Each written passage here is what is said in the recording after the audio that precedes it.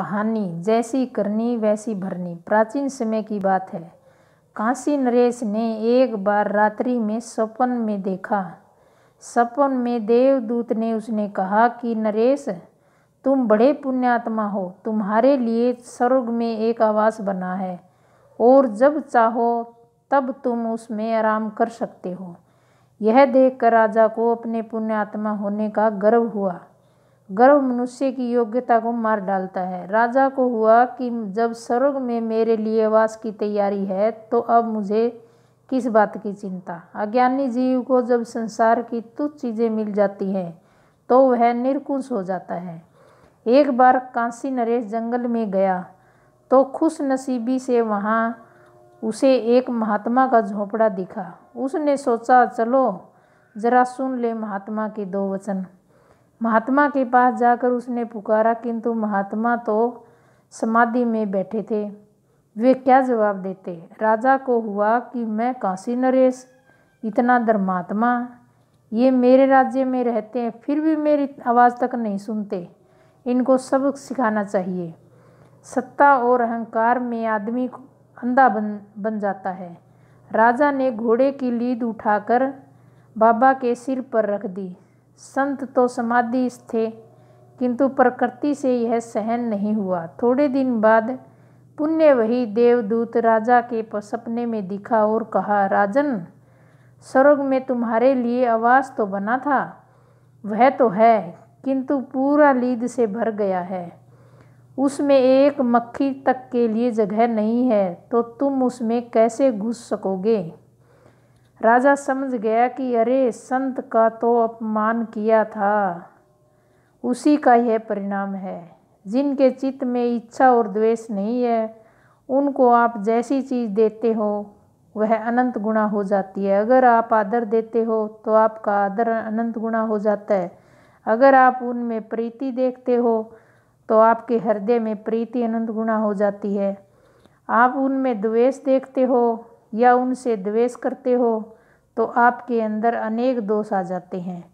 जैसे खेत में आप जो बोते हो वही उगता है। हो सकता है खेत में कोई बीज न भी उगे, किंतु ब्रह्मवेत्ता के खेत में तो सब उग जाता है। तभी नानक जी ने कहा है, करनी आपो आपनी कै नेड़े के दूर। अपनी करनी से ही आप अपने भगवान के, महापुरुषों के करीब महसूस करते हो और अपनी करनी से ही आप अपने को उनसे दूर महसूस करते हो। कभी हम अपने इसको ईश्वर के नज़दीक महसूस करते हैं और कभी दूर महसूस करते हैं, क्योंकि हम जब इच्छा और द्वेष के चंगुल में आ जाते हैं तो ईश्वर दूरी महसूस करते हैं और सात्विक भाव में आते हैं तो ईश्वर के नज़दीक महसूस करते हैं। किंतु यदि इच्छा और द्वेष से रहित हो गए तो ईश्वर और हम दो नहीं बचते, बल्कि हम न तुम दफ्तर गुम, ऐसी स्थिति आ जाती है। उस काशी नरेश ने देवदूत की बात समझ ली कि मैंने महापुरुष का अपमान किया, इसलिए स्वर्ग में मेरा जो आवास था वह लीद से भर गया। सुबह उठकर उसने वजीरों से बात की, कैसे भी करके वह लीद का भंडार खाली हो जाए, ऐसी युक्ति बताओ। चतुर वजीरों ने कहा, राजन, एक उपाय है। आप ऐसा कुछ प्रचार कराओ ताकि लोग आपकी निंदा करने लग जाएं। लोग जितनी निंदा करेंगे उतनी लीद उनके भाग्य में चली जाएगी, आपका निवास साफ हो जाएगा। राजा ने किया हो ऐसे दुर्विचारों का, दुर्व्यवहारों का कुप्रचार राज्य में करवाया और लोग राजा की निंदा करने लगे। कुछ ही दिनों के बाद देवदूत के ने सपने में आकर फिर कहा, राजन, तुम्हारा वह करीब करीब खाली हो गया है। अब एक कोने में थोड़ी सी लीद बची है, वह लीद तो तुमको खानी ही पड़ेगी।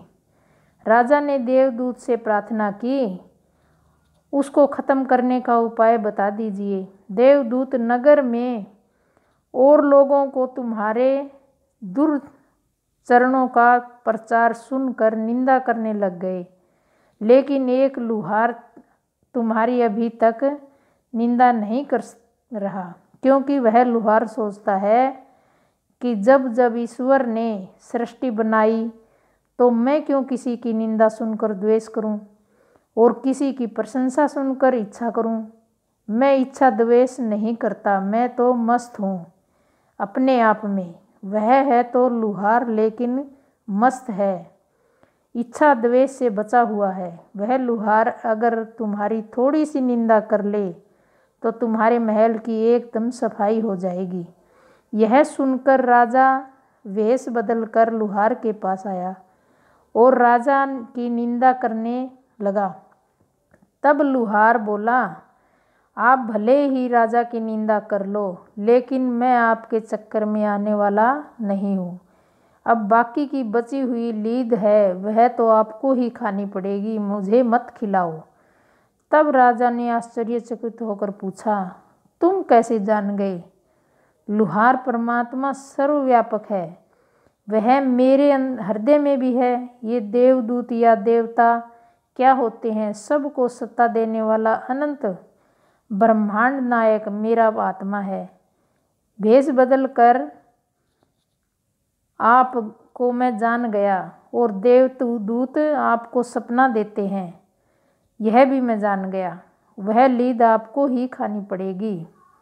जब इच्छा और द्वेष होता है तभी सब उल्टा दिखता है। जिसके जीवन में इच्छा द्वेष नहीं होते उसे सब साफ साफ दिखता है। जैसे दर्पण के सामने जो भी रख दो वह साफ दिखता है, वैसे ही इच्छा द्वेष रहित महापुरुषों का हृदय होता है। श्री कृष्ण के ये दो ही वचन अगर जीवन में उतर जाएं तो काफ़ी है। अज्ञानता को दूर किया जा सकता है। श्रेष्ठ कर्मों के आचरण से अपने पापों को नष्ट करके मनुष्य द्वंद्व रूप मोह को दूर कर सकता है एवं प्रभु का भजन दृढ़तापूर्वक कर सकता है। अगर वीडियो अच्छी लगी तो लाइक करें, शेयर करें, सब्सक्राइब करें ताकि वीडियो की नोटिफिकेशन सबसे पहले आप तक पहुंचे। Thank you.